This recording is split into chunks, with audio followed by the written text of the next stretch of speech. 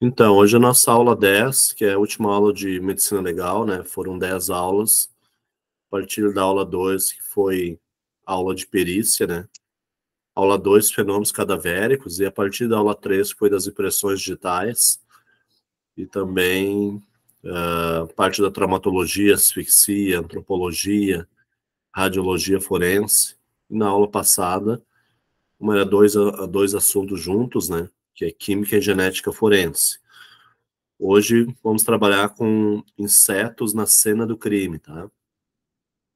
Então, a entomologia forense, né, ela é um ramo da perícia criminal que visa aplicar os conhecimentos sobre a biologia e ecologia dos insetos na investigação forense, tá?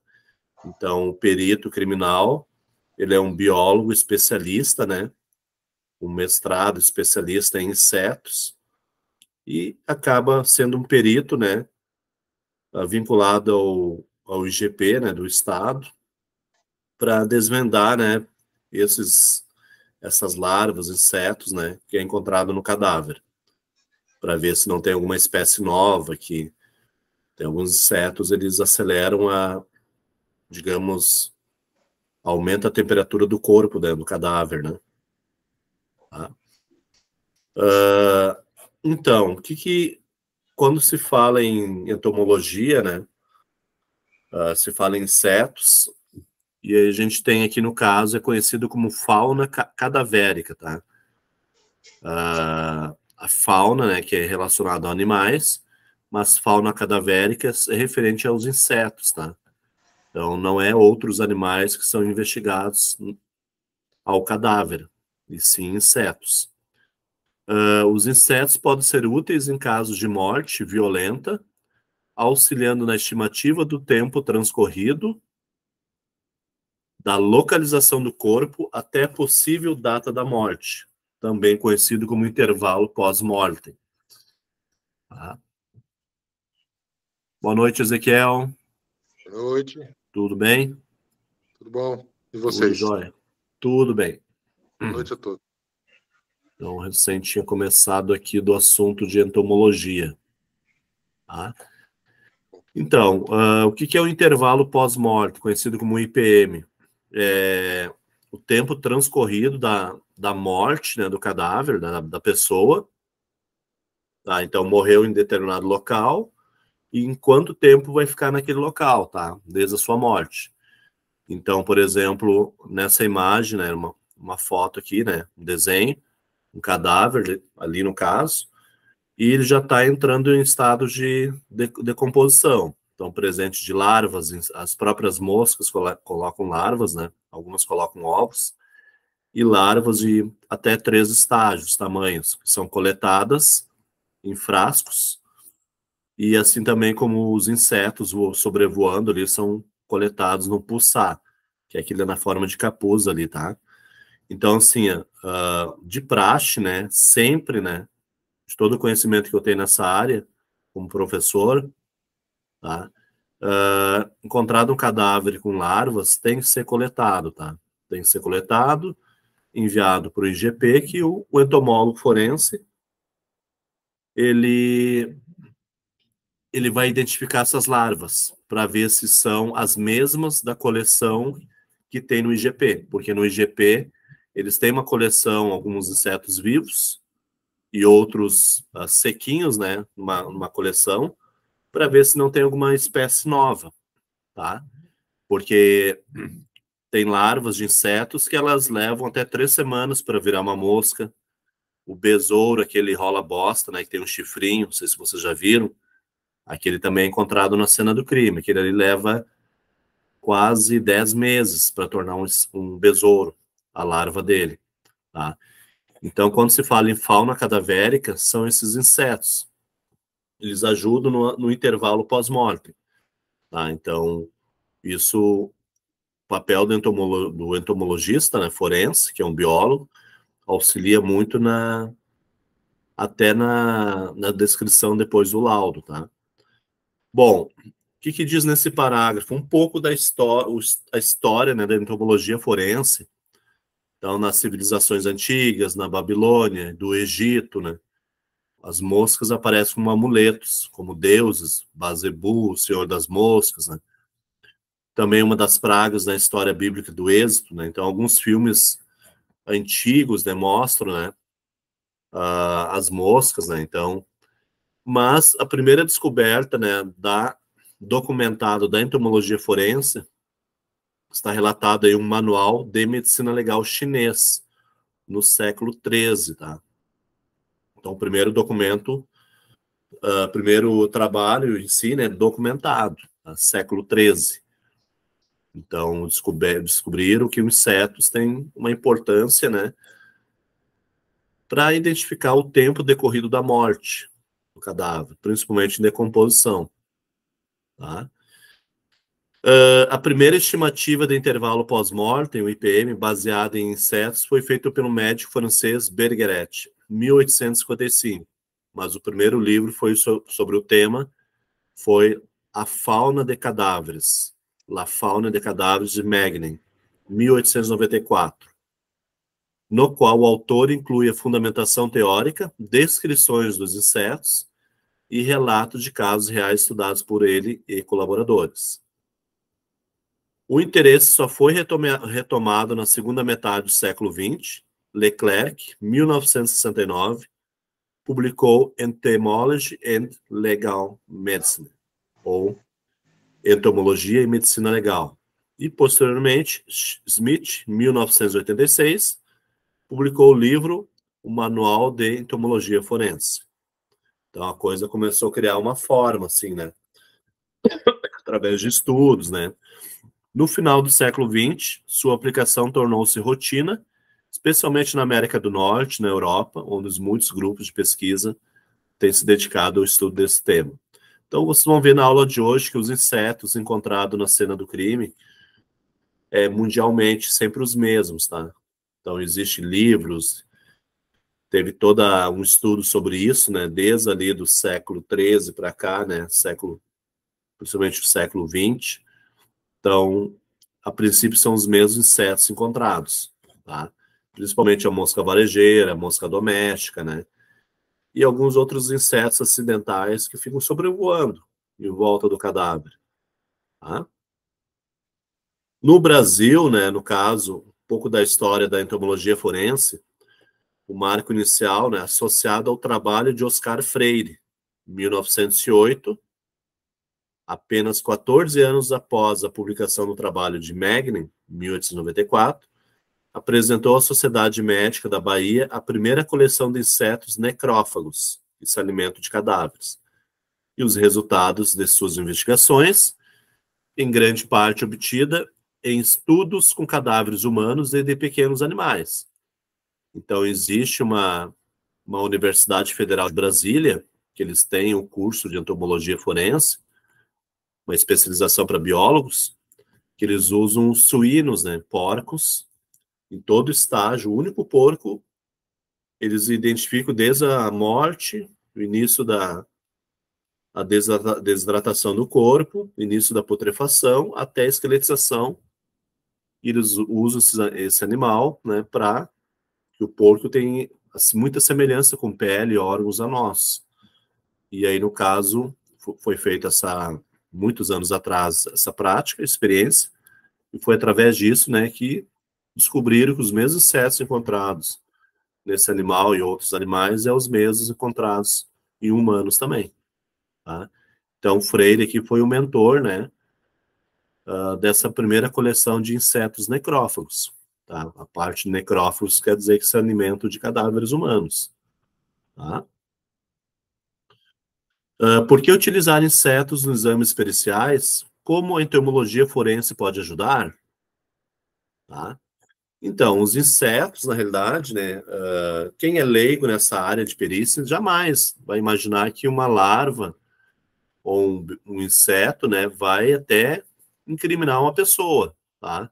Então, eu comentei na aula passada, né, que, digamos, isso tem até em série casos reais, né, do ex-marido viajar até a serra, andar por 2 horas, voltar de madrugada, e aí um na volta pela serra, na rodovia, alguns insetos no verão, calor quente, bater no para-brisa do carro ou entrar dentro do carro e ficar morto ali dentro, né?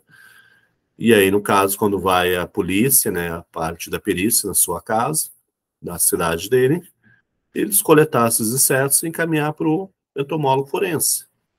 E ele vai dar a descrição que esses insetos são da espécie tal, habitat tal, e vive na região serrana, né?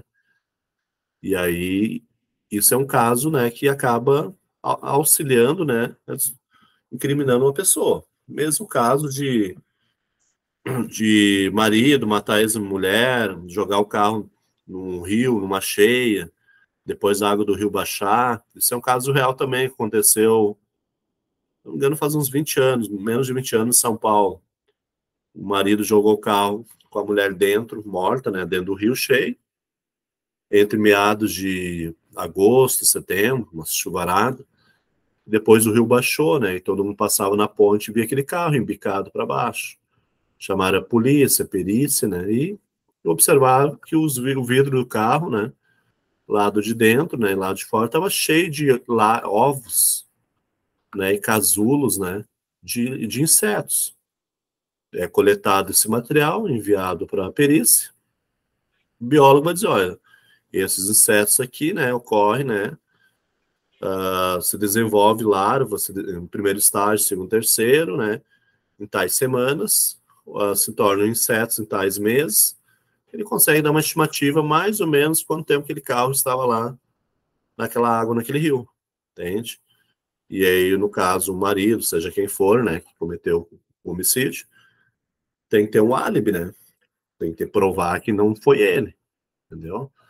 Então, aqui no caso, né, a entomologia, né, ela é classificada em 3 sub-áreas, tá? Tem a área da entomologia forense, as sub-áreas: urbana, produtos armazenados e médico legal, que é a área de vocês, que é o intervalo pós-mortem. Área urbana, né, bens culturais, imóveis e estruturas. Isso também entra na parte de crime. Digamos, tu vai comprar uma casa, um chalé de madeira, né? Aí o corretor diz, não, o chalé não tem nada, tá inteiro. Madeira boa, de primeira linha. Mas aí não diz que o forro da casa está minado de cupim, né? As travessas. E aí, como não foi dito isso, depois de um tempo, a pessoa morando na casa, ela pode entrar com processo, né, e dizer que foi enganado, né? Entendeu? Produtos armazenados como contaminação. Então, comida que estraga em escola, que tem larvas de insetos, arroz, né? Também isso é um grande problema, a contaminação, tá? Boa noite, Ana. Tudo bem? Não esqueci de ti, tá? Não esqueci de ti e de ninguém, nunca esqueço. Então, os insetos são muito utilizados isso, né, para desvendar crimes, produtos armazenados, ou urbano, bens culturais, imóveis, estruturas. Tá? Entra na parte da entomologia forense. Tá? Bom, o que eu estudei muito isso na universidade, né? Eu tinha 2 disciplinas de entomologia forense, entomologia, né? Que era só estudo, é o estudo dos insetos, tá? Quais são os parâmetros utilizados? A parte da taxonomia, tá? Que é o que é taxonomia? Tu vai identificar um inseto, se ele tem.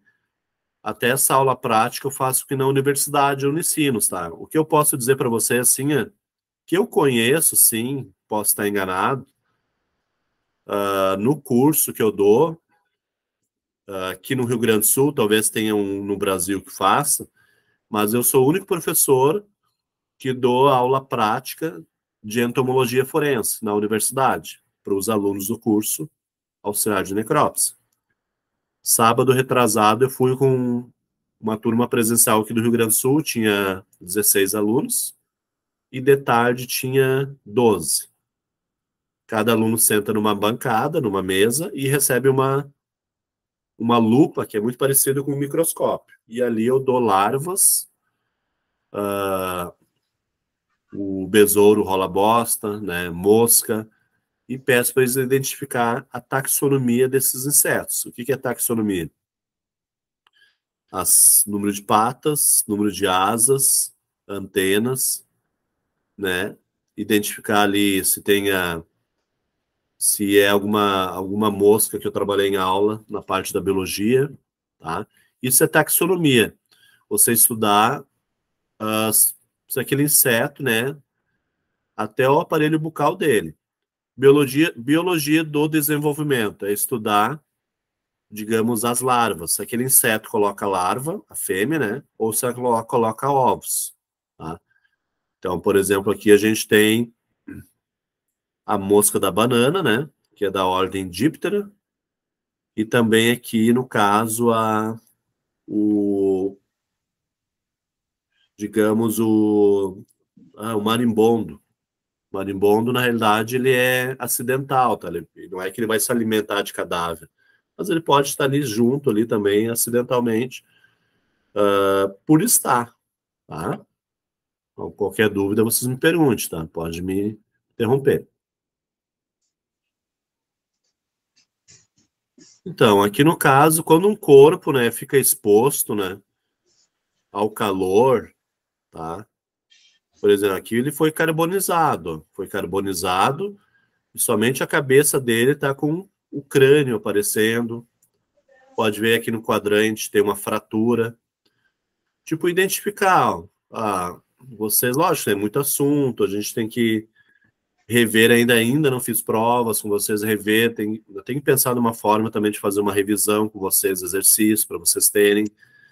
Por exemplo, ali, olhando, né, já no pensamento, até como talvez perito, auxiliar de perícia, uma fratura no osso occipital, né, que é atrás, acima da nuca, provavelmente por um objeto contundente, tá?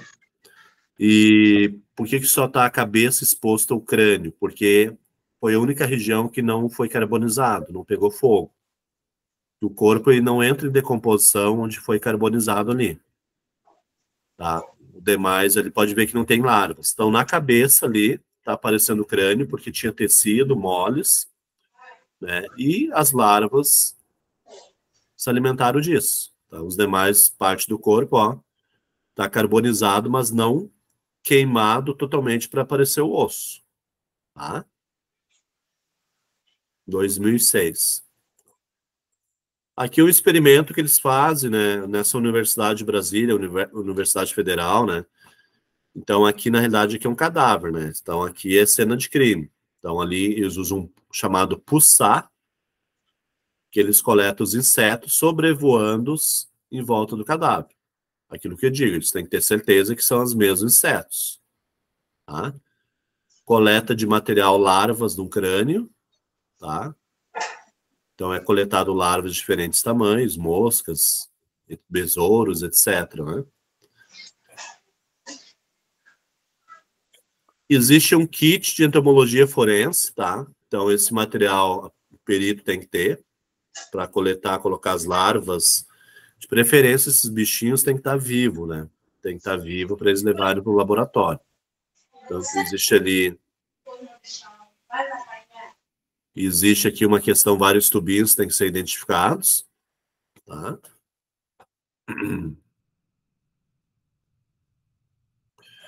Aqui são experimentos realizados nessa universidade, tá? Aqui eles usam um animal, pode ser um mamífero, né? Colocam numa gaiola, tá? Morto, né? Então tem que estar fresco ainda.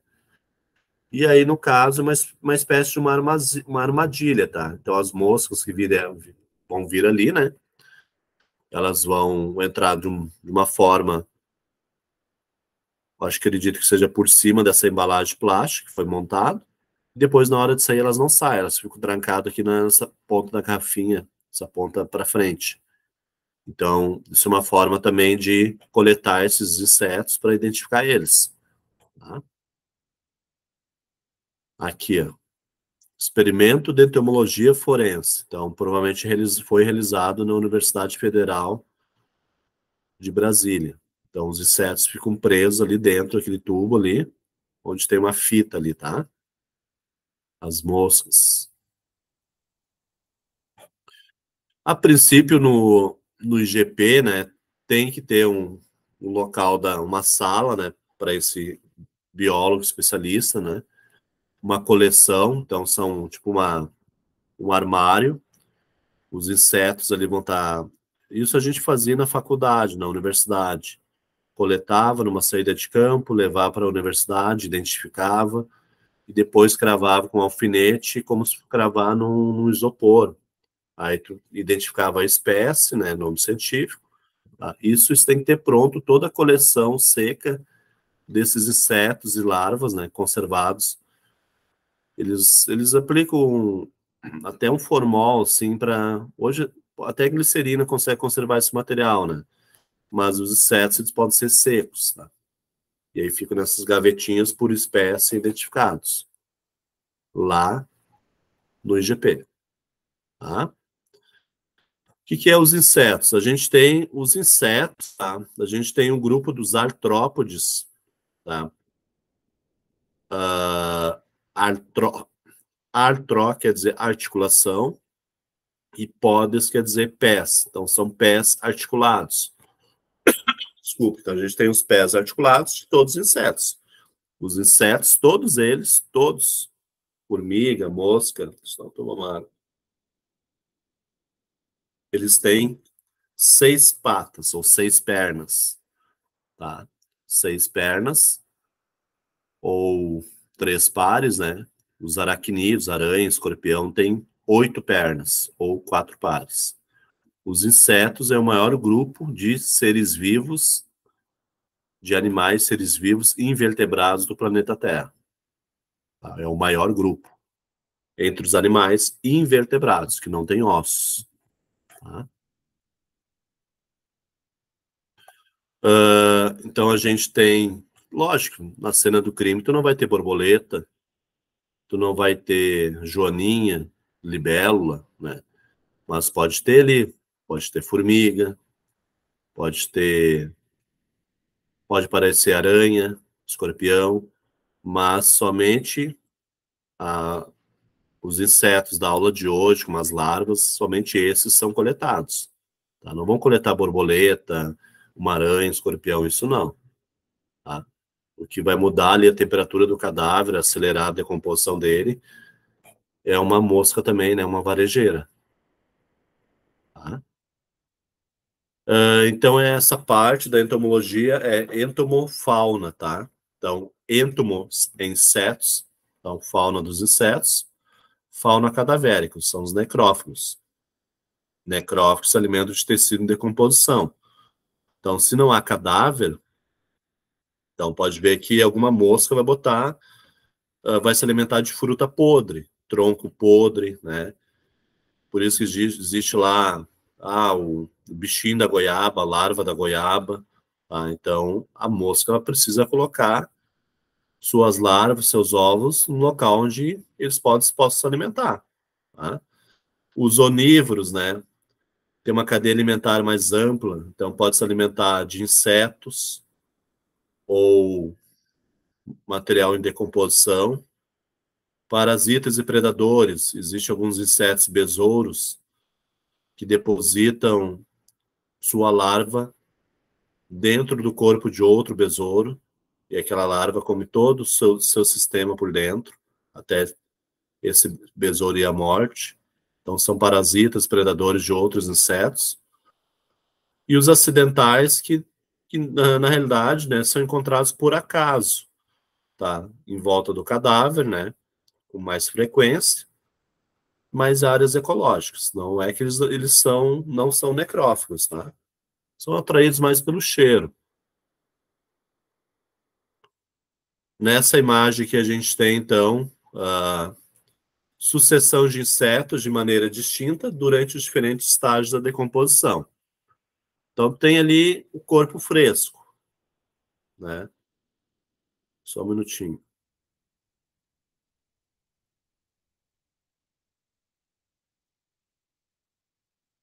O corpo fresco, a pessoa recém morreu, tá? Então, o que vai aparecer ali? Vai aparecer no início 3 varejeiras, tá? Tem ali o nome da família, né? Califoridae, Depois o couro começa a inchar. Início da decomposição. Parece outros dois tipos de varejeira, diferente. Uma amarelinha aqui e uma mais meio marronzinha. Decomposição avançada. Daí tu vai ter ali besouros, vai aparecer vespa, formiga, e aparece novamente duas varejeiras amarelinha e aquela meio marronzinha de novo. Essas que vão aumentar a temperatura do corpo, tá? Elas apareceram de novo. Não é só duas que vão aparecer, imagina, vai estar minado de insetos e larvas. Então, aumenta a temperatura corporal, por isso que ele acelera a decomposição do cadáver. Tá? Isso que eu quero que vocês entendam. O cadáver acelerou a decomposição dele, é devido também à presença dessas duas moscas ali, amarelinha e marronzinha no final. Os restos mortais é quando só está ossada.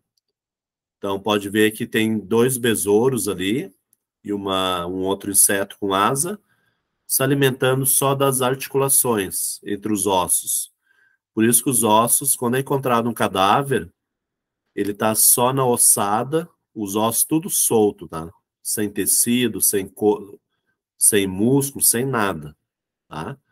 Então, quer dizer que os insetos já se alimentaram e fizeram limpo, tá? Vamos para a primeira, então, a primeira indivíduo, tá? Família Califoridae.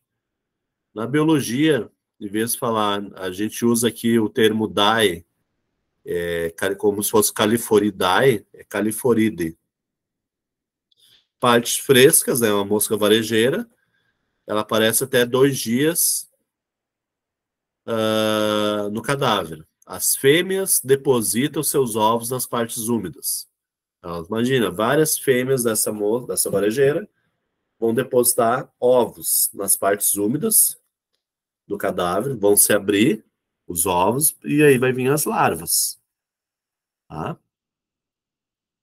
Alguma característica dessa é a mosca varejeira, né, Califoridae, tem grande importância econômica, hábito saprófago, se alimenta de substratos orgânicos, putrefação, carcaças de animais, fezes, meio proteico, para oviposição. Então, elas vão colocar ovos. Tá? São agentes patogênicos, porque elas podem carregar no seu corpo protozoários, bactérias, vírus, né? Então, elas podem transmitir para humanos numa picada, uma doença via sangue. E são úteis nas investigações criminalísticas, na entomologia forense, atuando como dados para a estimativa do intervalo pós-morte do cadáver encontrado. Tá? E elas são causadoras também da miíase primária em animais humanos. Miíase é aquela quando uma mosca vai lá, dá uma picada, né? A varejeira dá uma picada e coloca um ovo lá dentro da pele, coloca ovos, né? E aí que as larvas vão comendo todo aquele tecido. A míase ocorre com pessoas vivas e animais. Tá? Então, qual é o ciclo de vida dessa mosca, né, varejeira? Então, a fêmea coloca ali vários ovos até, digamos, em 4 dias, né? Os ovos eclodem, né, se abrem e aparecem as larvas. Primeiro estágio, segundo estágio, 3 estágios. Tá? Então, isso pode levar até de 6 a 30 dias. Elas se alimentam de fezes e resto de alimento. Tá? Após esse tempo, né, elas vão ficar, cada uma delas vai ficar num casulo, chamado de pupa. 10 dias num casulo. Depois elas tornam uma mosca adulta. Tá? Então, esse é o ciclo de vida da varejeira, né, Califoridae, que ela coloca ovos e larvas. A mosca se alimenta de sangue, né, alimento, sangue. Tem várias, né, tem várias diferentes moscas, assim, digamos, né, essa varejeira, né, coloração diferente, né. As larvas da Califoridae é assim, tá, então ela é toda ela com gancho no seu corpo, ó. E aqui na pontinha é uma peça bucal. Então, quando ela está embaixo da pele, né, ela vai com aquele gancho da peça bucal, ela vai comendo. Ela vai fazendo um túnel embaixo da pele, tá? Imagina várias dessas larvas no cadáver, tá? Então, ela é conhecida também como moscas da Berne, tá? Onde o cachorro, algum animal tem algum sangramento, ela vai aparecer ali a mosca, né? Vai dar uma picada e vai depositar digamos, os ovos, depois as larvas vão, digamos, vão sair dos ovos, né? E vão estar dentro daquele buraquinho, né, embaixo da pele do aquele animal. No gado também pode aparecer, né? Bom, o segundo inseto é da família Sarcofagidae, tá? Então, primeira Calliforide, segunda Sarcofagidae. Onde tiver acúmulos de líquidos, cadáver em putrefação, de 3 a 15 dias, liberam suas larvas, né? E se alimentam de tecidos, né? Que já começaram a putrefação. Ela não põe ovos, tá? Essa coloca larvas direto. É conhecida como mosca da carne, tá? São ovovíparas, então elas colocam não colocam, depositam ovos, né? Então, ovovíparas elas não colocam ovos, elas depositam suas larvas. Então, esterco, material de decomposição, né? E essas larvas são chamadas de juvenis, precisam de proteínas, então tem que ter alimentos. Se não tem cadáver, não tem algum outro animal, frutas, alimentos artificiais, doces, né? Tudo isso serve de proteínas para os juvenis. Então pode acontecer, principalmente no nosso verão, a, a mosca, varejão tem carne, né? Fazer um churrasco, por exemplo, carne crua, vai aparecer uma dessas moscas aí, tá? O ciclo de vida, então, de 3 a 7 semanas, ela se torna uma mosca adulta. Então, 3 a 7 semanas, 4 dá quase 2 meses, né? As larvas, elas duram ali 3 a 4 dias. E aí cada uma delas fica num casulo, 6 dias no casulo, tá? Então, tu tem aí, no caso, um ciclo que pode ser um pouquinho demorado, até ela se tornar uma adulta de 3 a 7 semanas, né? O casulo, geralmente, o casulo tem casulo de inseto que fica até 3 meses, o inseto jovem lá dentro. Aqui, então, ela é amarelinha, né? Ela tem essas cores diferentes e ela tem essa cor ali preto com branco ali. E aquela ali também que é meio amarelinha com os olhos bem amarelos, tá? É a sarcofagite, mosca da carne. A larva dela é um pouco diferente da califoride, que ela é comprida, tem segmentos, tá? Aqui uma imagem mostrando uma mosca adulta, uma larva e a pulpa. A pulpa é o casulo, que cada larva vai ficar num casulo, né? A peça bucal é pequenininha, mas é na forma de gancho, né? Que ela vai, digamos, comendo o tecido, a carne, né?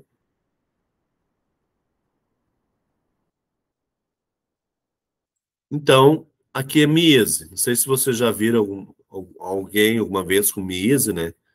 Miese ocorre em pessoas vivas, né? Então, aqui, principalmente pessoas, andarilhas, que vivem na rua, né? Tem a questão da higiene, né? Então, e a pessoa não sente dor, ela sente uma coceira, né? Por dentro da boca. Parece muito na boca também, questão de não ter hábito de escovar os dentes. E aí, quando vê, tá minado. Tá? Aí, praticamente, as larvas, né, da sarcofagite, mosca da carne, comeram todo o lado direito ali, inclusive a boca dessa mulher, né? Ou desse cara, né? Não, dessa mulher, desculpa. Tá? De ser encontrado também na cabeça, no couro cabeludo, Aí no postinho de saúde tirarem, né, cada larva com uma pinça, chega a aparecer o crânio, né, de todo o tecido que foi comido. A terceira inseto é a família Mucide, tá? Essa que aparece nas nossas casas, tá? Aquela mosquinha chata que fica sobrevoando, né, na nossa cozinha. Ela, como eu disse, precisa de proteínas, então não tem cadáver, presença do alimento ali na cozinha, o açúcar, né, chamam esses insetos, tá? Então, casas, lixões, estábulos. Na putrefação, elas aparecem de 3 a 15 dias, tá? Existe 4.000 espécies dessa família, Mucide. Ela tem, suas antenas têm uma espécie de pluminha, tá? As antenas parece ter uma pluminha, né? Então, elas se alimentam de plantas e animais de decomposição, solo seco, ninhos de insetos, aves, tudo que servir também de proteínas, né, para elas ou para suas proles. Aqui no caso é o ciclo de vida. O macho geralmente é menor que a fêmea, tá? A fêmea deposita, na realidade, é um embrião.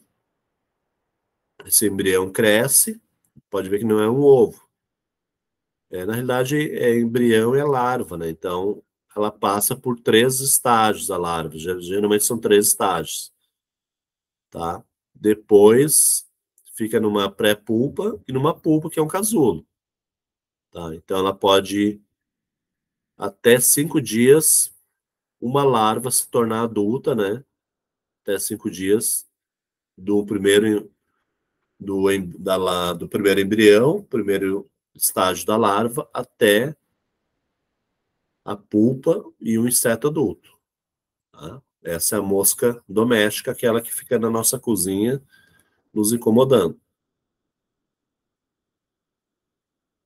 Então, aqui no caso, ela é diferente. Se olhar aqui essa imagem à esquerda, aquela parte marronzinha são os olhos dela. Esses insetos têm 2 olhos, tem um par de antenas, 2 pares de asas, e a peça bucal tem uma espécie de uma pluminha ali. Tá? Então, essa parte de estudar o corpo do inseto é a taxonomia, né? Estudos dos táxons. A parte da larva é estudar a biologia do desenvolvimento. A larva ela é comprida assim, ó. Tem gancho, né? Todas as larvas, né? Elas têm, não têm assim olhos, né? Não tem uma cabeça, elas têm ganchos por onde ela vai se alimentando, tá? Então aqui provavelmente aqui foi feito um experimento, né? Nessa universidade. Aqui aparentemente é um porco, né? Dá para ver pelos cascos, foi utilizado. E está minado de larva. Então, o perito, o auxiliar de perícia, tem que coletar aqui as larvas de diferentes tamanhos, tá? Para ver se fecha com aquelas lá da coleção do IGP, para ver se não tem nenhuma nova, né? Que esses insetos são muito úteis, isso porque, como eu disse, eles, dependendo do local onde foi encontrado o corpo, né, eles vão acelerar, aumentar a temperatura corporal, acelerando a decomposição, tá? Ela também causa miese, tá? Então, em partes úmidas, né, são colocadas suas larvas, ela coloca uma larva. Então, e aí, digamos, na realidade são várias larvas ela coloca, né? E aí as larvas vão comendo todo aquele tecido mole por dentro, tá? Eu sei, assim, de vídeos que eu vi, né, um tempo atrás, as pessoas não sentem dor, tem isso. São pessoas que não têm higiene, como eu disse, andarilhos, vivem em locais sujos, né? Não sente dor, sente só uma coceira. E é o que a larva está se alimentando, tá? E temos também a família Sylphidae. E parece mais ser um besouro, né? E digamos, a carapaça dele pode ver que é quase parecido com o do Batman, o desenho do Batman. Eles aparecem na decomposição ativa. Então, o início da decomposição aparece entre 16 a 20 dias. Os indivíduos adultos, né, eles enterram pedaços de tecido mole do cadáver, enterram e colocam seus ovos nele. Eles fazem assim, tá? Os machos e a fêmea pegam um pedaço, enterram e colocam os ovos, a fêmea coloca os ovos naquela parte mole enterrada. Ele é conhecido como besouro da carniça, tá? Então, eles são diferentes porque é exatamente isso, né? Enterra um pedaço de tecido, carne, a fêmea deposita seus ovos, né? Esses besouros, né, são da membros dos coleópteros, tá? Tem um cuidado parental de seus filhos, né? Essa questão, eles cuidam muito isso, tá? Então, é um caso atípico, assim, diferente. Aqui, no caso, só a larva dele é um pouco diferente, assim, feia. Eu acho feia essa larva porque ela tem ali, ela já nasce ali, as larvas já nascem com as pernas, né? As 3 pares, as antenas, e o corpo todo segmentado. Ela, de 9 a 12 meses, ó. Olha só o tempo que ela leva. Tá? Então, enquanto, digamos, elas estão numa galeria de túnel, alguma coisa assim, o macho e a fêmea ali, os pais têm que procurar proteínas e levá-la para elas. Tá? Então, 1 ano elas se tornam, digamos, adulto. Tá? Um besouro adulto, de 9 a 12 meses. Então, elas têm várias, digamos, da família Sylphidae, mas tem várias espécies diferentes. Tá? Essas são as espécies, né, dessa família, da coletânea dos insetos na cena do crime. Então, aqui já são os insetos adultos. Alguns têm asas, né? Embaixo dessa carapaça, são dois pares de asas, elas dão pequenos sobrevoos. Tá? E sempre procurando proteína, né? Seja animal ou planta, né? Aqui tem a larva, né? Que ela é de todas, assim, eu acho a mais feia, assim, né? Pelo formato dela. E depois, né? Ela fica numa pupa, né? Que é um casulo, se torna o corpo dela diminui, né? Formando o corpo daquele besouro da carniça. Então aqui não pode ver, ó. Então parece que o corpo dela afina, tá? Diminui. Então, se tem presença de adultos ali no cadáver, eles estão se alimentando, mas parte de pedaço de tecido eles vão, em algum momento ali no solo, eles vão enterrar e a fêmea vai colocar suas larvas. Tá? Bom, alguns podem ser encontrados, né, em terrenos de casa, no pátio, né, porque eles estão toda hora procurando alimento. E um desses é o rola-bosta, o vira-bosta, né, que é da família Scarabaeidae, tá? Então, ele enterra pedaços de tecido mole de cadáveres e coloca os seus ovos neles também, a fêmea. Essa é uma foto que mostra lá na savana africana, né, o macho fica rolando aquele bolinho de fezes do elefante para dentro de uma galeria onde está a fêmea, onde a fêmea vai colocar seus ovos, né? Digamos, as larvas se alimentam também de fezes de animais, tá? Tecidos moles. Então, devido ao comportamento de formar bolas com recurso e levá-los para túneis cavados no solo, são detritívoros. Então, se alimentam de massas fecais, de grandes mamíferos, como elefante, né? Rinoceronte, restos de animais mortos e frutos de decomposição também. Tá? Eles auxiliam na remoção de cadáveres da fauna pelo seu consumo, alimentação, remoção e são úteis na ciência forense.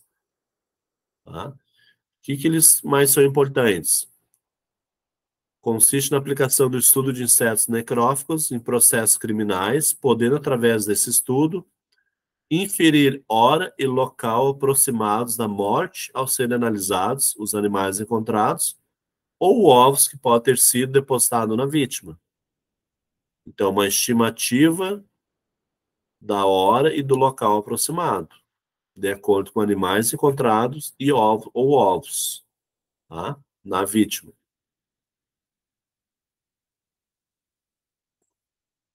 Então, aqui é o ciclo até ele se tornar um besouro adulto. Então, digamos lá, a fêmea colocou ovos em abril. Em maio já tem a primeira fase larval, junho a segunda, de julho a setembro a terceira fase larval. Outubro e novembro fica dentro de uma pulpa, o casulo. E final até dezembro se torna um besouro adulto. Então, olha só o tempo que ele vai levar um exemplar só a passar da fase larval até se tornar um besouro.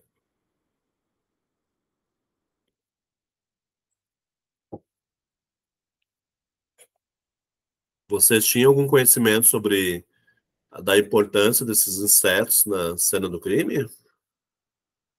Não? Pois é, eles são muito úteis, né? Então, para vários casos, aquele do assassinato que eu citei, né? Principalmente quando é encontrado mais besouros, insetos no carro, ou contrabando de droga, alguém está carregando droga na mochila que viajou do Mato Grosso até São Paulo, Rio de Janeiro, outra cidade. Isso no decorrer de onde ele veio com essa mochila, tem insetos na mochila ou na roupa. Se ele para se ele é pego numa rodoviária, no ônibus, caminhado para a Polícia Federal, e se é encontrado esses insetos têm que ser coletados, mandados para a perícia, e lá o entomólogo vai dizer, ó, esse inseto é lá do Mato Grosso, é região tal, para cá não existe essa espécie para cá. Então também ajuda na identificação de drogas. Aqui então é o escarabaída, né, da família Besouro Rola Bosta. Ele tem um chifre, né? Chifre para ele tem uma carapaça muito dura, né, para se proteger de outros insetos.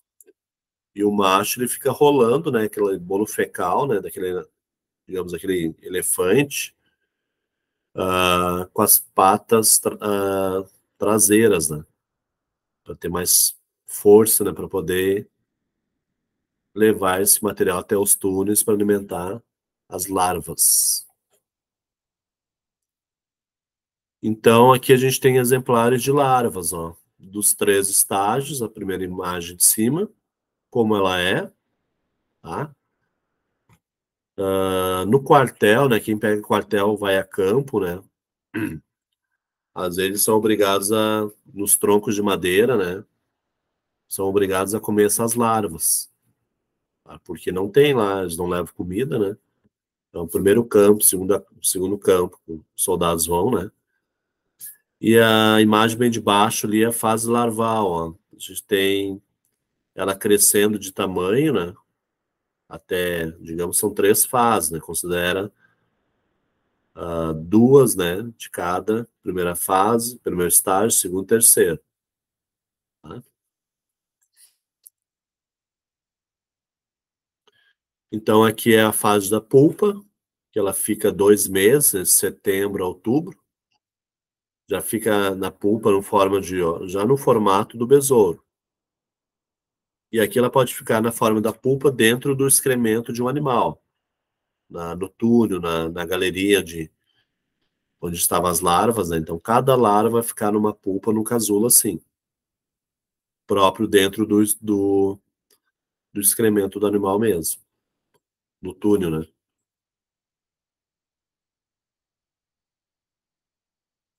Tá? E aí, na decomposição avançada, a gente tem outros insetos que vão aparecer, né? a gente tem aqui de 21 a 61 dias.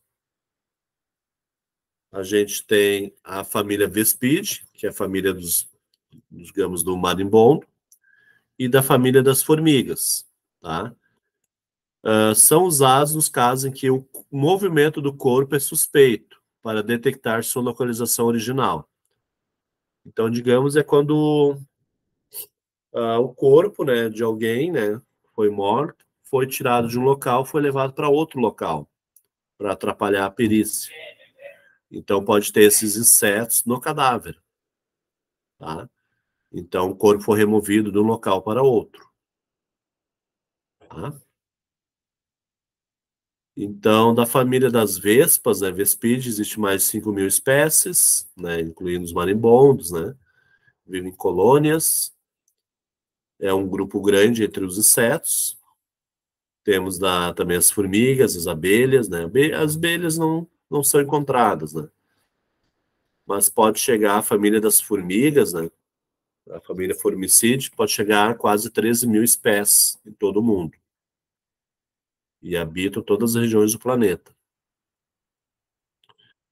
Então, digamos, esses dois, né? Vespide e Formicide, é mais quando é remoção do corpo, tá? Quando o corpo, a perícia acha que tem uma suspeita que a pessoa não foi morta naquele local, o corpo foi removido, né? Então, eles acabam achando esses insetos no corpo também.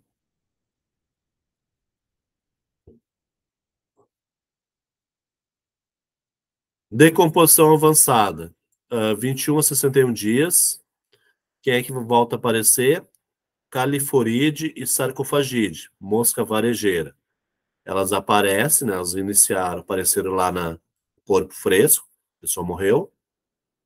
Não, desculpa, início da decomposição. E aqui é decomposição avançada. Elas vão aparecer várias dessas varejeiras que vão aumentar a temperatura corporal, acelerar a decomposição. Tá?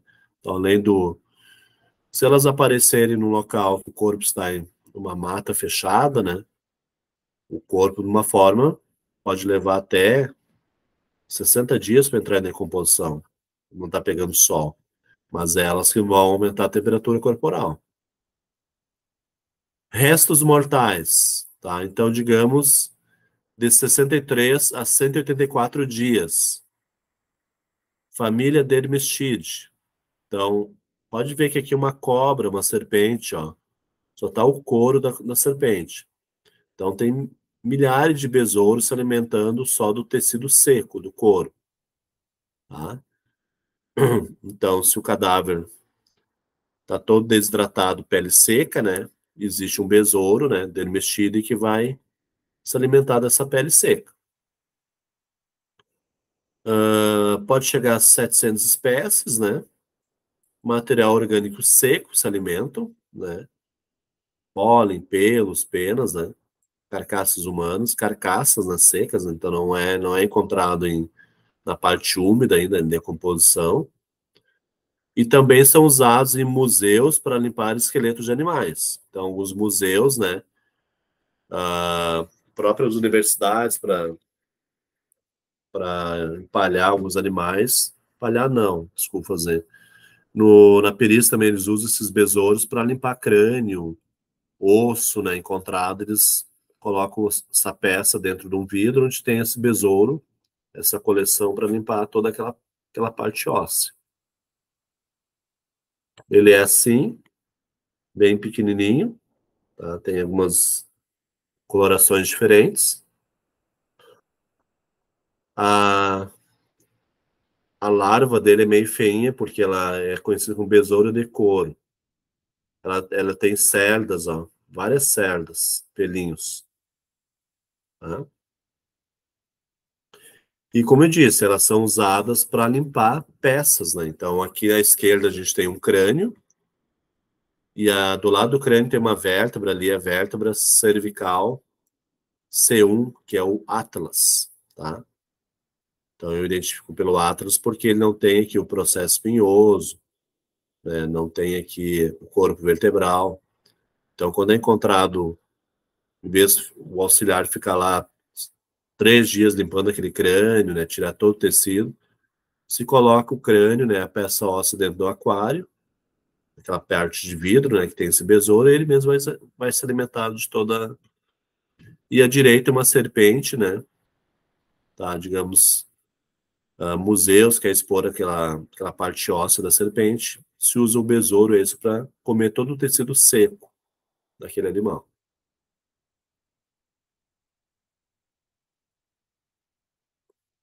E temos também da família Cleride, que aparece restos mortais, corpos na fase de esqueletização, 63 a 184 dias. Tá? Isso é uma estimativa 100% correto, tá? Esse tempo que eles vão aparecer. Tá? Também tem um significado menor na entomologia forense. São ocasionalmente encontrados em cadáveres no estágio seco de decomposição. Tá? Algumas espécies são pragas, que aparecem em produtos armazenados, alimentação, né, como arroz. Tá? E também são utilizados no uso de certa espécie com controle biológicos. Então, em vez de tu ter uma plantação de determinada,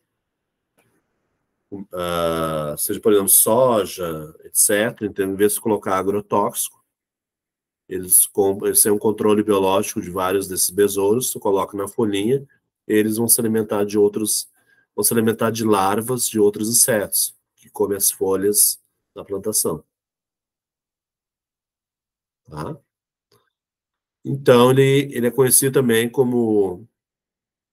Ele tem Eucleride besouro quadriculado, tá? Então, o desenho dele, né, é diferente. Várias espécies, coloração diferente. Tá? A larva, ela é bem comprida. Pode ver que lá em cima ela tem 6 pernas, né? Todo inseto tem 6 pernas. Tá? As antenas. E aqui também encontrado, né, numa experiência que eles fizeram com a carcaça de um suíno, de um porco. Aparece bem pequenininho ali no circulado, na seta, esse besouro quadriculado, né, presente. Mais abaixo na seta aqui a larva, né, bem pequenininha. Tá? Ainda sobre restos mortais, família Piophilidae, também 63 a 184 dias. Esses, pode ver que tem uma asa, né? Entre as articulações e os ossos. Então, tu imagina, a gente tem 206 ossos. Todos os ossos são unidos com os outros ossos, mas tem articulações, tá? Ligamentos, tendões. Então, esses vão se alimentar dessas articulações e tendões. Tá? Essa da família Piophilidae. É da, é da família das moscas verdadeiras moscas, da ordem Diptera.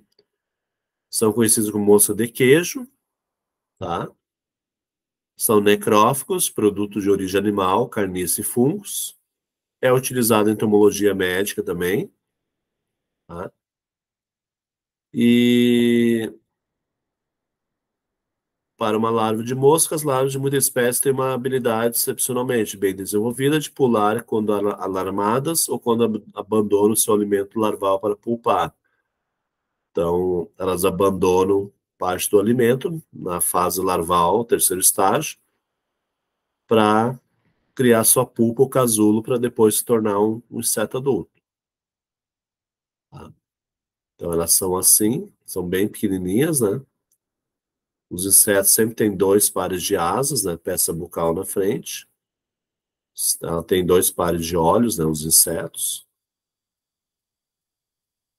A larva é bem pequenininha, 5 milímetros. Conhecido como mosca do queijo. Aqui também aparece, né? Principalmente até no queijo colonial, né? Pode aparecer, né? Se não tiver um cuidado, mano. Então, aparece as larvas ali na alimentação. E a gente tem, assim, uma série, né? Então, como eu disse, a gente tem os necrófagos, esse alimento ali, vocês viram na aula de hoje, toda a parte dos insetos, os besouros, né? Depois tem os onívoros, na realidade, os onívoros, esse alimento de carne e matéria orgânica, né? Temos os oportunistas, que é lacraia, centopeia, aranhas, né? Ácaros, esses e sempre pode estar presente ali no cadáver, tá? Mas os principais que são observados são dessa coleção que eu citei hoje. Então, a parte dos dípteros, né, que são as moscas varejeiras e a mosca doméstica, eles que vão ter uma importância na entomologia forense. Porque, como eu disse, né, elas podem acelerar a temperatura, né, aumentar a temperatura corporal e a decomposição do cadáver. Os coleópteros, né? Dípteros são as moscas, seja varejeira ou a mosca doméstica. E os coleópteros, eles sempre vão aparecer, os besouros, esses, na fase de esqueletização ou na fase na pele seca, né? E alguns também na decomposição. Tá? Eles vão aparecer também na fase seca do cadáver, né? Principalmente se alimentando também de articulações entre ossos. Tá? Então, qual é a formação do entomologista forense?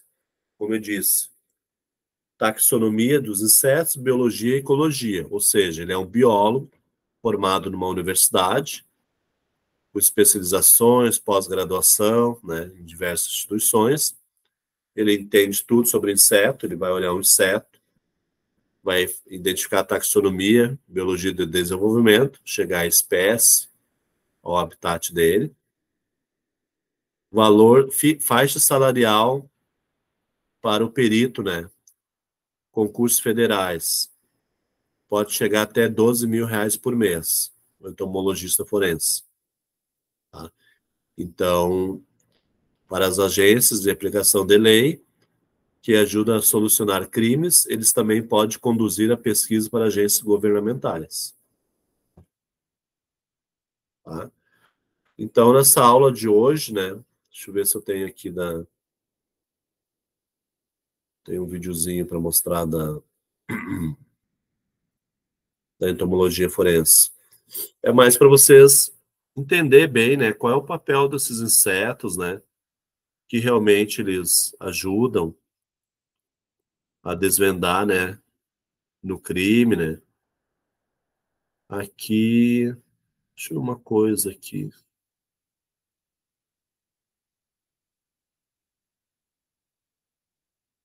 Se eu tenho um curtinho para mostrar para vocês aqui.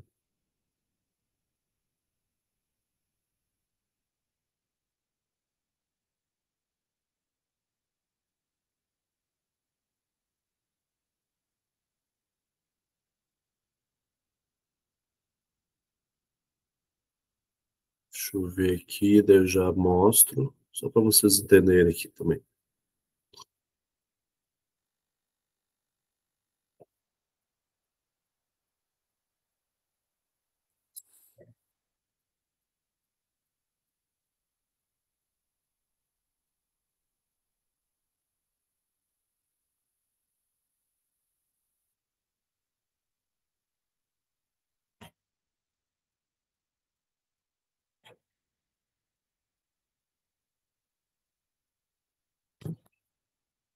Me fala se vocês não tiverem volume, tá?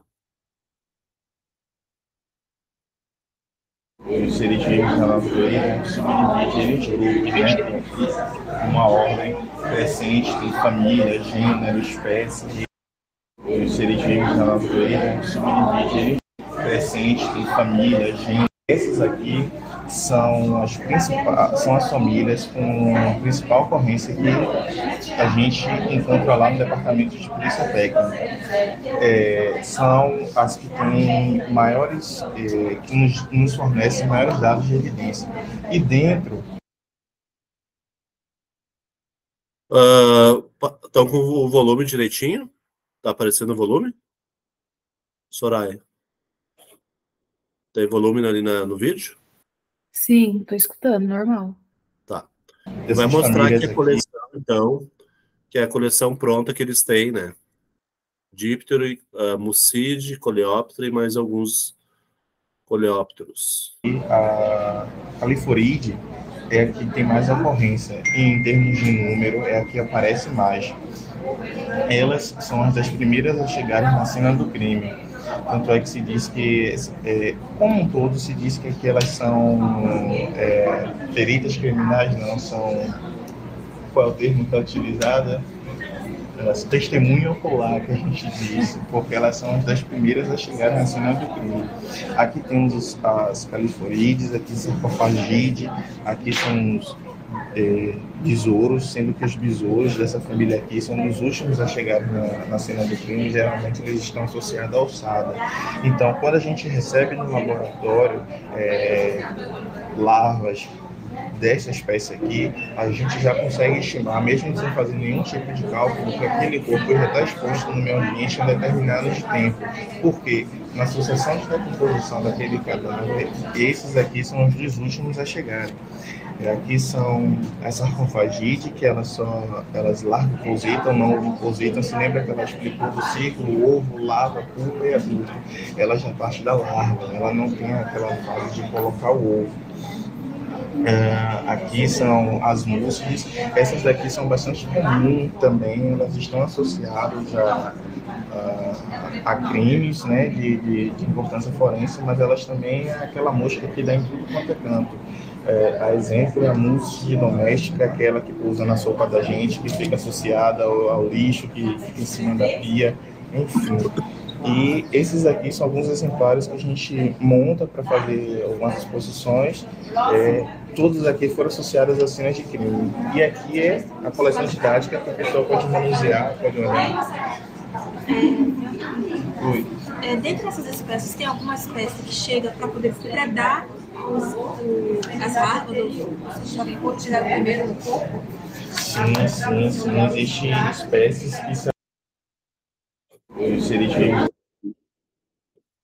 Deixa eu ver isso aqui, não vou mostrar todo ele, vou pular partes. Pelo duplo homicídio de Isabella Ruxton e Mary Rogerson. Abre a porta do quarto. Investigação e informá-lo também. Quer dizer, por algum tempo. Eu tentei reorientar os pensamentos dele. Mais uma vez. Provasse o contrário. Em 1600, o médico italiano Francesco Redi analisou 2 potes com carne em decomposição e descobriu que eram as moscas que davam à luz larvas. Ele cobriu um dos potes e deixou o outro descoberto. As moscas foram atraídas para ambos, mas apenas o pote que estava aberto ficou infestado com larvas.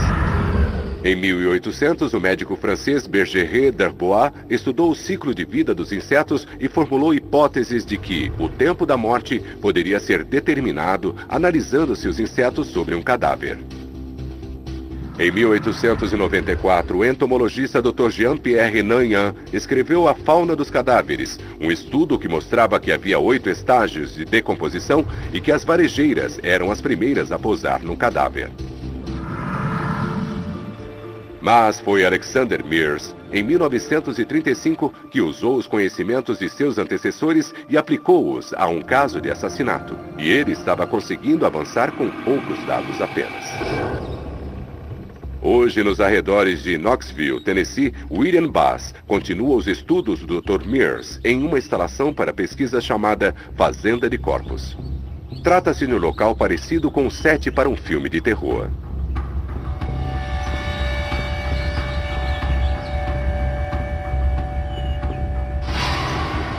Para onde quer que se olhe... Aquela imagem do crânio é a imagem que eu uso na minha aula. Aquela foto do crânio coletado. Olhe a cadáveres. Em decomposição e descobriu que eram as assessores e aplicou-os a um caso de assassinato. E esses despojos estão sendo estudados com o objetivo de se aprimorar assessores e aplicou-os a um caso de assassinato. E ele estava conseguindo avançar com poucos dados apenas. Hoje, nos arredores de Knoxville, Tennessee, William Bass continua os estudos do Dr. Mears em uma instalação para pesquisa chamada Fazenda de Corpos. Trata-se de um local parecido com um set para um filme de terror.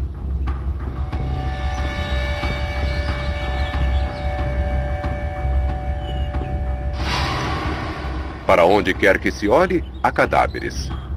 Recentes, antigos e no estágio intermediário. Corpos foram doados em nome da ciência. E esses despojos estão sendo estudados com o objetivo de se aprimorar o conhecimento sobre insetos, corpos e morte. Em todos os casos de assassinato, a pergunta é: há quanto tempo a pessoa está morta? E essa é uma pergunta difícil de responder. A Fazenda de Corpos fornece aos entomologistas forenses informações importantíssimas. Eles expõem os cadáveres a uma ampla variedade de elementos, várias temperaturas, locais e situações. Tudo isso afeta nos cálculos do tempo de morte e os insetos têm um papel crucial, já que são os primeiros a chegarem ao local. As varejeiras são as primeiras a botar seus ovos. Elas são atraídas para um corpo, mesmo quando ele ainda está vivo, e são capazes de farejar uma carcaça a 1,6 quilômetros de distância. Uma varejeira pode botar até 250 ovos. Os ovos chocam e se transformam em larvas, e as larvas passam por um processo de crescimento. À medida que as larvas vão se alimentando de um corpo, elas vão ficando cada vez maiores. Quando você coleta larvas de um cadáver, você geralmente coleta as maiores, porque elas representam a primeira cria. As larvas da primeira cria nasceram perto do momento da morte. Isso lhe diz quanto tempo aquele corpo está ali. Usar larvas como um calendário confiável é o mesmo método que o Dr. Mears estava usando em 1935. Mas o Dr. Mears não tinha acesso a instalações de pesquisa como a Fazenda dos Corpos.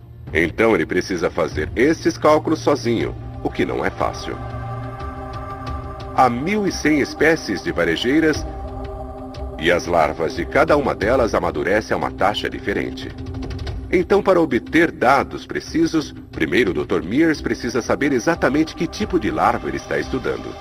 O cachorro é o melhor amigo do homem.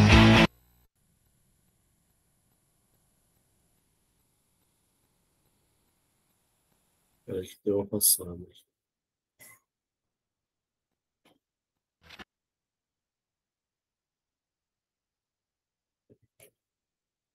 As larvas se transformam em pupas. O estágio...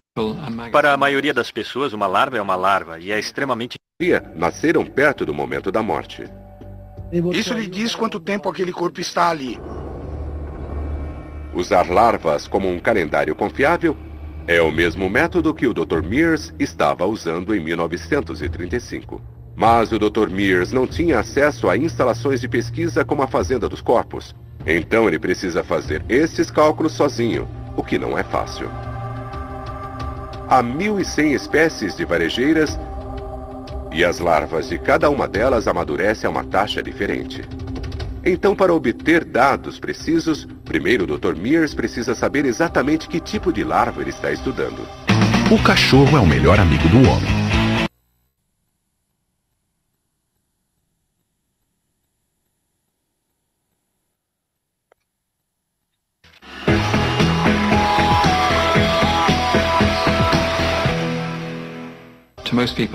Para a maioria das pessoas, uma larva é uma larva e é extremamente difícil diferenciar espécies tão parecidas. Então é realmente importante que a identificação seja feita corretamente. O Dr. Mears identificou as larvas como membros de uma espécie chamada Calífora vicina. Também conhecida como varejeira azul. Com a identidade das larvas estabelecida, Mears já pode prosseguir. Sua próxima tarefa foi tentar descobrir a idade das larvas. Quanto tempo havia se passado desde que as moscas tinham botado seus ovos no cadáver? Os ovos das varejeiras azuis seguem um padrão preciso. Eles chocam nas primeiras 24 horas. Durante o primeiro e segundo dias, eles crescem cerca de 5 milímetros. Do segundo ao terceiro dia, eles trocam de casca e passam para o estágio seguinte. Entre 4 e 5 dias, eles alcançam aproximadamente 10 milímetros. Com 6 ou 7 dias, em seu último estágio larval, eles chegam a 16 milímetros. Depois, no final de 14 dias, as larvas se transformam em pupas, o estágio de vida no qual ocorre a metamorfose. E, finalmente, depois de 3 semanas, uma mosca adulta emerge. O Dr. Mears se concentra nas maiores larvas que consegue recuperar. Essas larvas têm cerca de 15 milímetros e estão no terceiro e último estágio larval, o que significa que elas têm entre 12 e 14 dias de vida. O Dr. Mears faz os cálculos e determina que as partes dos corpos deixadas pelo assassino nas margens de um lago estão ali há cerca de 3 dias. 16, 17 ou 18 de setembro. As larvas dão aos investigadores sua primeira e única pista. Embora as larvas não tivessem apontado o nome de um assassino, elas deram à polícia uma janela de tempo dentro da qual eles puderam centrar suas investigações. Os policiais procuram por qualquer pessoa desaparecida de qualquer parte das Ilhas Britânicas por volta daquele período. Um relatório chama a atenção deles. Ele fora feito a 266 quilômetros ao sul de Edimburgo, em Lancaster, Inglaterra. A polícia notou que havia sido dada uma queixa sobre o desaparecimento de uma mulher chamada Mary Rogerson. Ela tinha cerca de 20 anos e era empregada de um médico em Lancaster chamado Dr. Buck Ruxton. A polícia entra em contato com o Dr. Buck Ruxton e descobre que a última vez que ele vira Mary, ela tinha saído com a esposa dele, Isabella Kerr, para ir até Edimburgo. E nenhuma delas tinha voltado para casa. Não podia ser coincidência. Eles sabiam que Mary Rogerson tinha cerca de 20 anos e que Isabella Ruxton tinha perto de 40.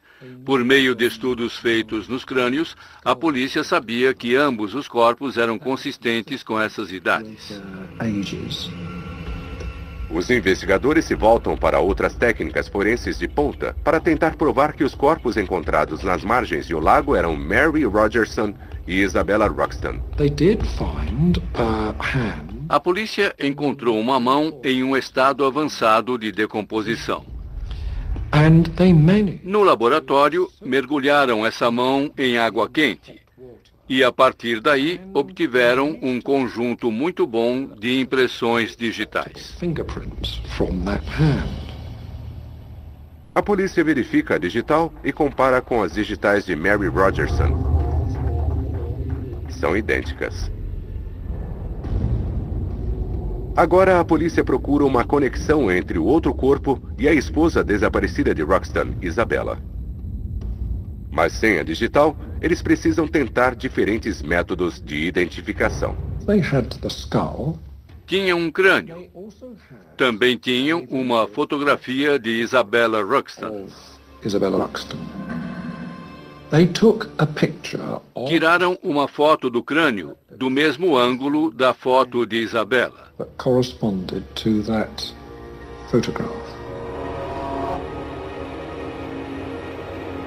E descobriram que era o crânio de Isabella.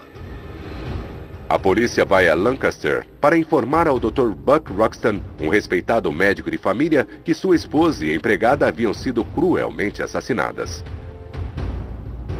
Mas Ruxton mal reage à notícia. Agora a polícia está desconfiada. Então, o Dr. Ruxton se tornou suspeito. Perguntaram onde ele estava nos dias 16, 17 e 18 de setembro, dias em que Mears concluíra que as vítimas tinham sido deixadas nas margens do lago. Ele disse que era médico e que fazia várias visitas. Ruxton insiste em que estava visitando pacientes na cidade. É um álibi plausível. Paciente após paciente confirmam a história de Ruxton. Mas há um detalhe nos relatos das testemunhas. Ninguém tinha visto Ruxton no dia 16 de setembro, um dia que se encaixa na janela de tempo da morte estimada pelo Dr. Mears. Se a polícia conseguir estreitar o dia da morte para este dia específico, poderá acusar Ruxton formalmente. Sua única esperança é retornar à evidência que os trouxe até aqui. As larvas. 2003, Bakersfield, Califórnia. Os investigadores não estão contando com larvas nem com o tempo de morte para resolver este caso. Agora eles estão contando com uma ampla variedade de insetos para ajudá-los a pegar seu principal suspeito, Vincent Brothers, em uma mentira. Brothers afirma que estava em Ohio quando sua esposa Joan Harper, seus 3 filhos e sua sogra Ernestine foram brutalmente assassinados. Mas o detetive Watts não está acreditando na história dele e pede ajuda à entomologista doutora Lynn Kempsey. Recebi uma ligação da polícia de Bakersfield perguntando se poderíamos dizer onde um certo veículo tinha estado, baseado nos insetos encontrados no radiador. Eu disse, não sei, mas podemos tentar. Embora o veículo alugado tenha sido lavado, o radiador continua repleto de insetos. Primeiro passo, a doutora Kempsey remove cada inseto que consegue encontrar. Quando penso no radiador de um carro, penso em coisas esmagadas e minúsculas, então estávamos esperando encontrar fragmentos. O número de insetos com o qual ela está lidando é estarrecedor. A diversidade de insetos é enorme. Só na Califórnia eu calcularia cerca de 100 mil tipos diferentes de insetos. E para se manter a par desse número altíssimo, os entomologistas recorrem a coleções como a coleção de insetos da Instituição Nacional Smithsonian, uma das maiores do mundo. Aqui eles guardam mais de 35 milhões de espécimes em mais de 130 mil gavetas, 33 tubos e 23 mil slides. A coleção ajuda os cientistas a comparar insetos para saberem a que espécie eles pertencem e a fornecer informações importantes sobre sua distribuição geográfica. Ali naquele radiador havia cerca de 100 espécies diferentes de insetos, além de alguns no filtro de ar. A doutora Kempsey encontra moscas caseiras, abundantes em todo o país. Abelhas, uma das espécies mais amplamente encontradas em todo o mundo. E, finalmente, ela encontra algo que se destaca. O pedaço de um gafanhoto. Aquilo foi interessante porque todos os gafanhotos parecem iguais para nós, mas aqueles tinham pernas vermelho brilhantes e são conhecidos como gafanhotos de perna vermelha. A coloração deles é muito característica. Característico também é que essa espécie de gafanhoto não é nativa de Ohio. Na verdade, ela geralmente é encontrada em cidades localizadas a oeste do país, como Oklahoma e ao norte do Texas. Pensamos, puxa, nós conseguimos, que legal. Quer dizer, pudemos confirmar que o carro tinha estado lá. Então, como aquele gafanhoto tinha entrado no radiador de um carro alugado em Ohio. Vincent Brothers afirma que nunca havia deixado o estado em seu Dodge alugado. Mas esse pequeno gafanhoto provou que ele estava mentindo. O problema é que essa evidência contradiz totalmente os recibos de cartão de crédito que mostram que Vincent Brothers fez compras em Ohio no dia do assassinato. Então Watts decide cavar um pouco mais fundo. Ele entra em contato com as lojas onde Brothers diz ter feito suas compras. Fomos lá e apreendemos os vídeos feitos por câmeras de segurança do Walmart e outras lojas. E o que os detetives descobrem os deixa em choque. Estava claro que não era Vincent Brothers.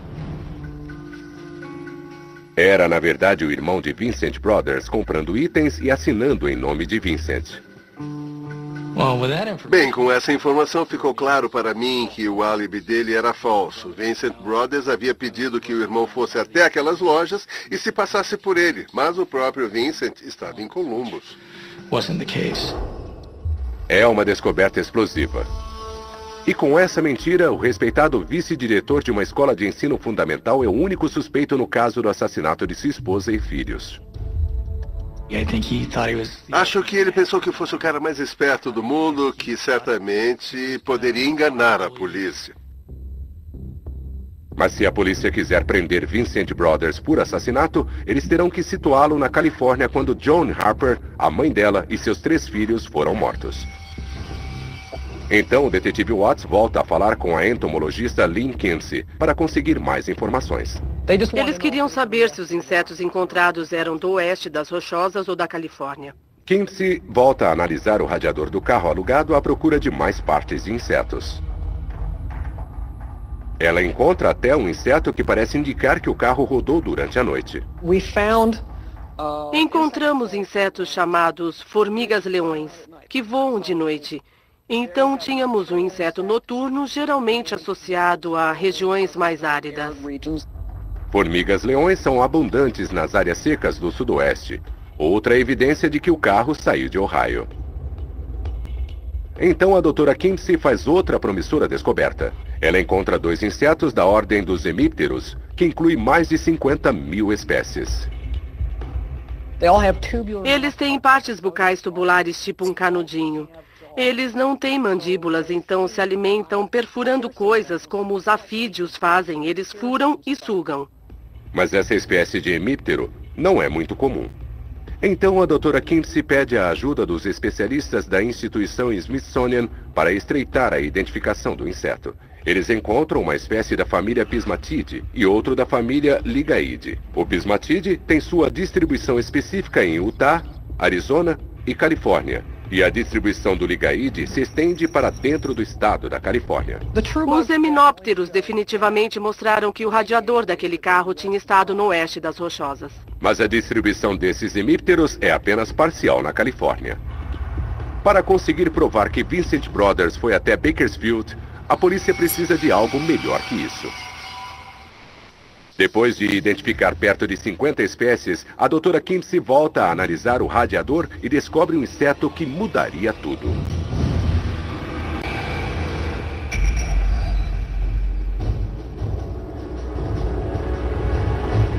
Em Edimburgo, Escócia, 1935, os investigadores também esperam que insetos possam destruir o álibi do Dr. Ruxton, o principal suspeito do duplo homicídio de sua esposa e empregada.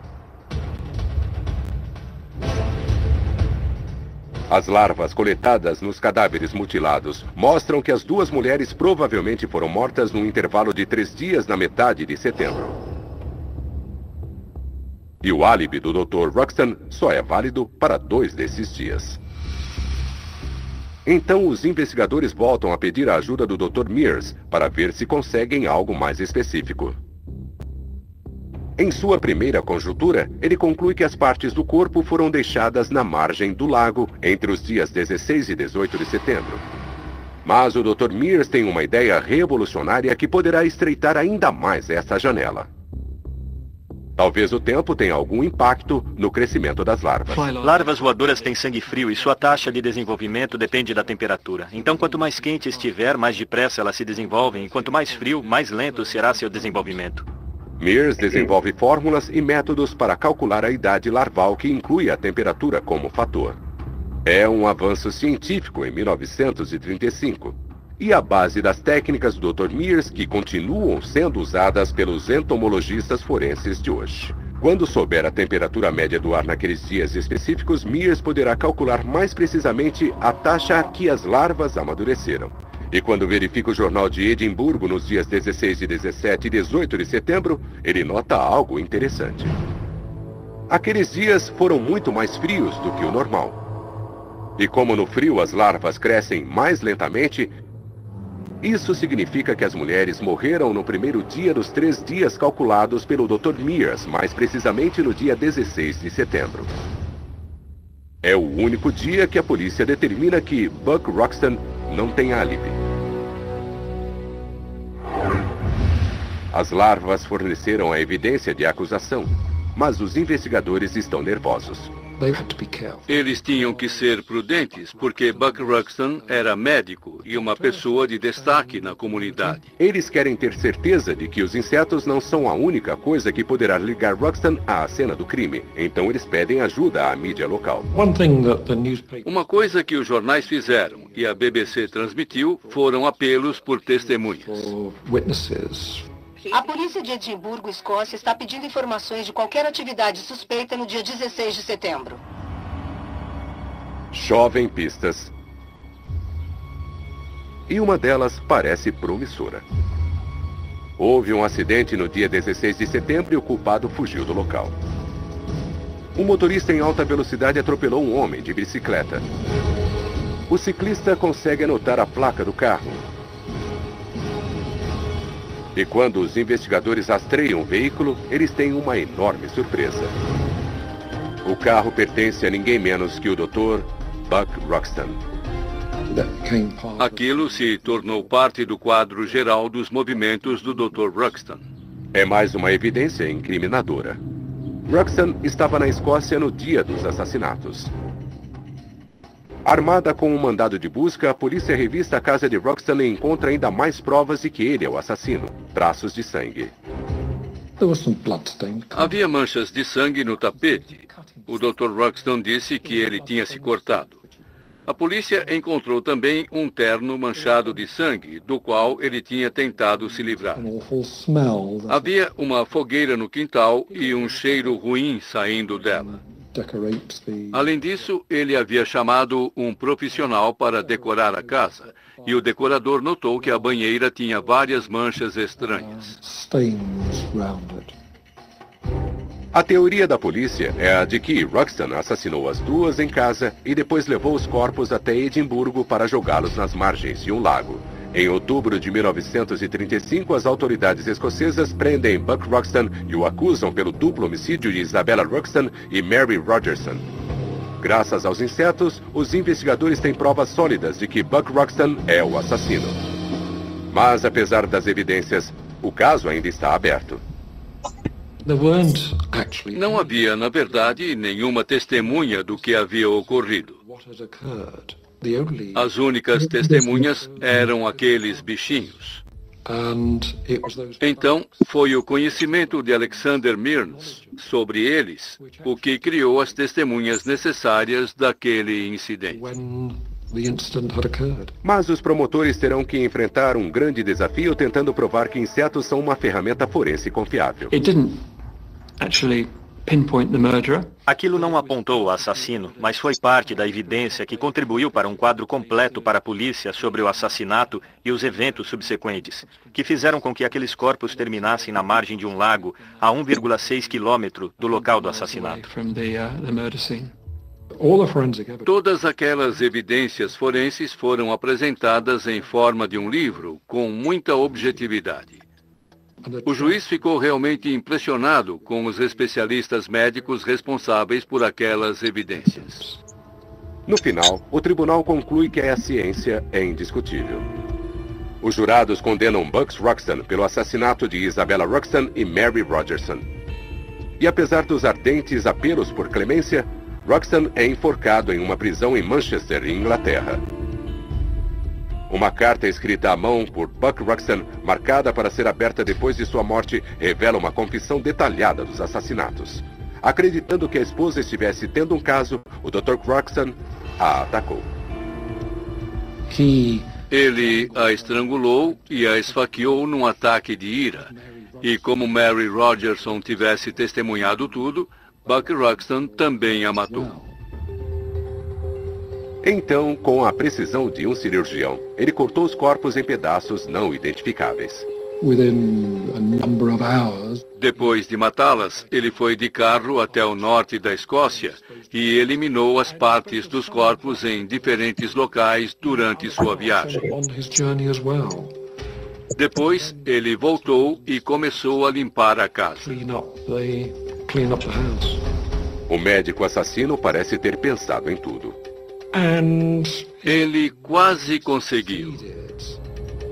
Mas graças ao entomologista forense Dr. Alexander Mearns, os insetos deram informações-chave que ajudaram a polícia a capturar um assassino.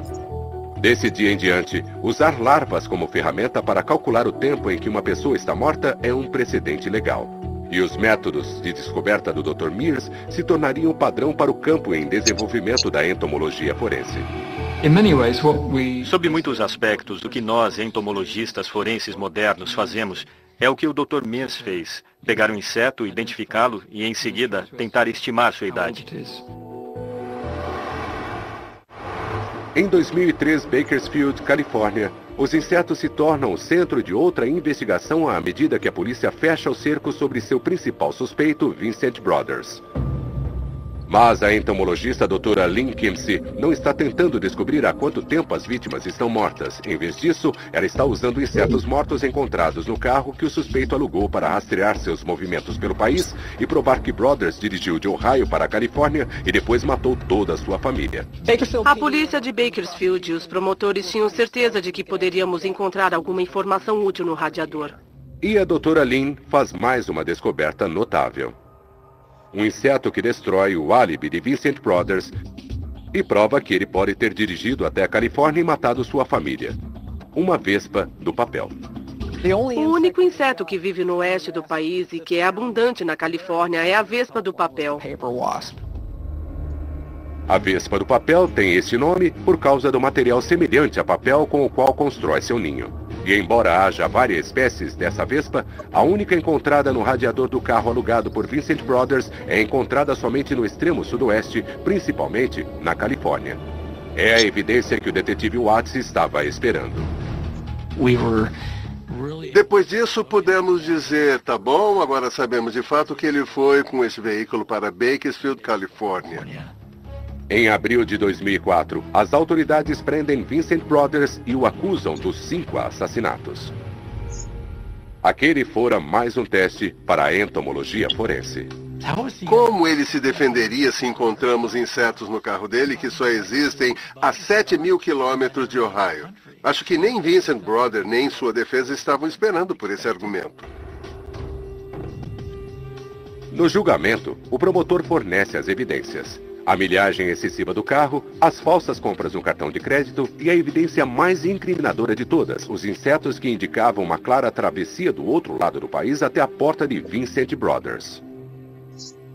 Vincent Brothers foi considerado culpado em todas as acusações.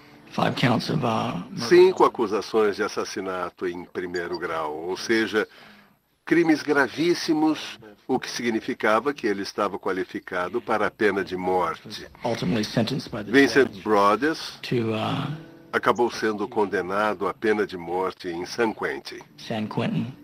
Vincent Brothers nunca confessou seus crimes, mas um trágico caso que começou com um pai de luto com um álibi aparentemente sólido, terminou com um monstro mentiroso que matou 2 mulheres e seus próprios filhos. Seu objetivo era se livrar das crianças, não pagar a pensão alimentícia, se casar com a garota com quem ele estava saindo. E esses foram os motivos dele. Ele queria um estilo de vida grandioso, com o qual ele havia sonhado, em sua mente insana. E sem os insetos como testemunhas silenciosas de seus crimes, Brothers talvez tivesse conseguido esse objetivo. Hoje, os cientistas continuam aprimorando os estudos sobre entomologia forense. Em 1935, Dr. Mears foi capaz de reduzir o tempo da morte para uma janela de um dia. Agora, o uso de imagens de computador 3D podem dar aos cientistas uma visão tão detalhada de um inseto e de sua taxa de crescimento que é possível estreitar o tempo da morte para horas apenas, ou algum dia até mesmo minutos. Usando técnicas de computação, podemos girar a pupa e cortá-la de cima a baixo, de trás para frente, de um lado a outro, tudo. Peritos podem se reunir em volta da tela do computador e chegar a um consenso sobre a idade da pupa. Mas os insetos não estão sendo usados apenas para estabelecer o tempo de morte. No campo especializado da entomotoxicologia, os cientistas estão sendo capazes de analisar insetos encontrados num cadáver e procurar neles a presença de toxinas mortais. É possível extrair toxinas de um cadáver por meio de um inseto. Isso poderá ajudar os investigadores a determinar se drogas ou venenos foram usados em casos em que os corpos estão em estado avançado de decomposição e destituídos de tecidos, órgãos e até fluidos corporais. Agora é possível até extrair o DNA da vítima a partir de um inseto. 20 anos atrás, eu não teria sequer pensado que seria possível extrair o DNA de vítimas. Então quem sabe o que está por vir daqui a mais 20 anos. Graças ao arsenal cada vez maior da entomologia forense, os cientistas hoje são capazes de determinar o tempo da morte e às vezes até a causa da morte e pegar um assassino em sua mentira. Tudo com a Outra coisa importante, até para encerrar, tem o caso também que no aparelho digestório dos insetos, no intestino, eles conseguem obter também parte de tecido humano e conseguem identificar o DNA da pessoa. Isso é uma outra coisa importante, que eu li uns anos atrás sobre isso. Então, além das toxinas do cadáver e também o DNA do cadáver no aparelho digestivo do inseto coletado. Isso é bem interessante, né? O avanço que teve, né? Então, para te ver como é importante isso, né? A presença dessas larvas, desses insetos, né? Na cena do crime. Desvendou de tudo aquilo que eu já tinha dito em aula, né? Viajar longe, e é inseto no radiador, no para-brisa, né? Então, eles auxiliam muito, né? A descobrir e chegar até o tempo de morte da pessoa, né? Mais ou menos, como o entomólogo colocou, né? E para depois a pessoa acaba mentindo, né? Diz que tem um álibi, né? Naqueles tais dias tinha um álibi, e um dia ela não teve prova para provar que tinha um álibi naquele dia, que era o 16º dia, né? Onde ele matou a família dele. Tá certo, gente? Essa foi nossa aula, né? Espero ter contribuído bastante na formação de vocês com essa parte da perícia criminal, né? E sigamos na próxima aula, né? Acredito que vocês já tiveram anatomia, né? Então talvez já vamos trabalhar uma parte também da biossegurança, tá? Que é a parte dos riscos, né? Riscos biológicos, químicos, físicos, tá? Então, semana que vem a gente volta com aula com esse assunto, principalmente eu vou dar uma olhada ali no nosso cronograma, que a gente já teve de aula, né? E eu sei que a gente teve anatomia, voltamos para a medicina legal, mas acredito que biossegurança a gente irá trabalhar na próxima. Tá bom? Tudo certo? Obrigado pela presença de vocês. Uma boa semana, um bom descanso também. Boa noite. Obrigada. Boa noite. Você também. Boa noite, professor. Boa noite a todos. Obrigado, boa noite. Até terça. Boa noite.